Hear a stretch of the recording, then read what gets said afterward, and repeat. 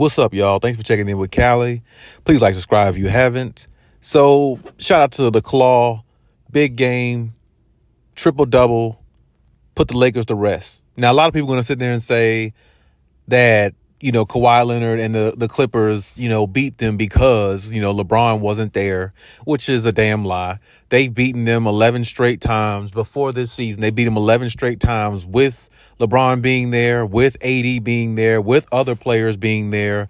And they even beat them a few years ago when the Lakers actually won the championship in the bubble. They were the team that beat them every single time then. You know what I'm saying? Within that season. I think it was one time that season, I believe, that the Lakers got them at the end of the season, but they beat them like 3-1 that season. So, I mean, it's like, regardless of who's there, who's not, the Clippers usually always have the Lakers number. I mean, it's been like that since back in the Blake Griffin, CP3 era type days. You know what I'm saying? Like, they always pretty much had the Lakers number for some reason, which is the only reason why it really was a rivalry, because Lakers fans always sit there and throw championships in the face of, Clipper fans, things like that. But it doesn't really matter. We're going by the matchup, what's happening at that time when they face each other. They have never faced each other in the playoffs to see who actually go on and move to the next round. It's never actually got to that point. So until it does, then, maybe a little bit more, could be said. But as for now, the Clippers took last night's game. It was a good game, really. I mean, the Lakers played very hard. I'll give them that. D'Angelo Russell is starting to find his stroke a little bit, or at least for the moment. He's a streaky shooter, so he'll probably flame back out in the next couple of games. Pretty much like he always does throughout his career, which is the reason why the Lakers didn't want his ass the first time they had him, way back when I think Kobe was there, or leaving the NBA, or leaving that team, or getting ready to retire. So I mean, and then you got some other good players on there, but ultimately, the Clippers really just are too much for them. And I think even with LeBron James, if they hypothetically played in a 7-game series, I think the Clippers would be overly too much for them, because you have to understand Kawhi Leonard's not going to struggle every single time he plays the Lakers. So any Lakers fan out there that saw that Kawhi struggled the last time they played, well, that's like one time he struggled in like how many tries? I mean, he played them so much in the last several years since he's been on the Clippers. He hasn't struggled none against them. I mean, and even the first game of the season this year, he had 38 points against them, damn near a 40 burger. So I mean, it's like he hardly ever struggles against them with or without LeBron on the court. So I don't want to hear no excuses like that. A L is a L and a win is a win. The Clippers take the win how it is. The Clippers can only play who's on the floor. And they still had Anthony Davis. So they still had a formidable weapon to go out there and, find a way to get a victory, because all the other little pieces and tools they have around Anthony Davis should be good enough to at least compete with a team. And they did. They cut the game to like maybe 2 points. 3 points in the fourth quarter. And, they kept it kind of close. And I got to give them a little credit for that. But at the same time, a loss is a loss. You couldn't find a way to get through it. And that's what it comes down to. And the Clippers move on with another victory and trying to stay afloat in the standings so they can possibly, creep up and get closer to that number 1 spot. Now, it's going to be tough because, they're like a couple of losses behind the Denver Nuggets.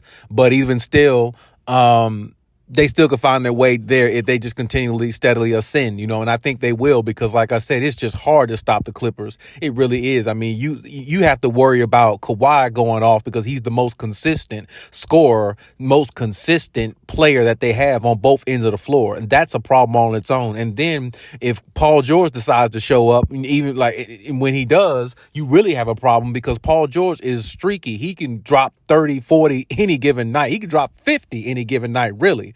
So can James Harden, and then you seen what Russell Westbrook did, especially the last couple games. He played good this game against the Lakers. He played good he played the best against the game prior against the Nets, where he had like 23 and like seven assists or something like that. So, I mean, even Russell Westbrook can go out there and give you, good numbers. I mean, that's one guy they got off the bench that's a Hall of Famer. So, I mean, it's like when you think about the Clippers in its entirety, they're a team that's really going to be hard to reckon with. And then you look at their bench, of Terrence Mann is starting to play good as of late. Norman Powell is just going to be Norman Powell. He's just a walking bucket anyway. He can go out there and get you 20, 30. If he plays enough minutes, he can get you 30 points a night, I think. Well, Norman Powell is just a really good scorer. That's just what he is. So, I mean, like, he's just one of those guys that's special.